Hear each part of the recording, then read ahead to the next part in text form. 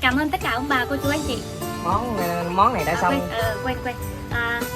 Cả nhà ơi, cái món vịt nấu măng chua của Quỳnh á đã hoàn thành rồi này. Mời tất cả ông bà cô chú anh chị cùng thưởng thức với gia đình nhà Quỳnh nhá. Hôm nay á, thì Quỳnh có làm thêm món vịt khìa nữa nha mọi người.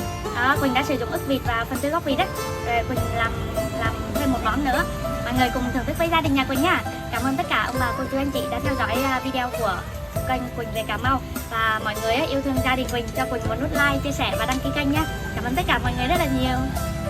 Làm gì mặt sượng kia vậy? Khúc cuối là thấy mặt sượng rồi đấy.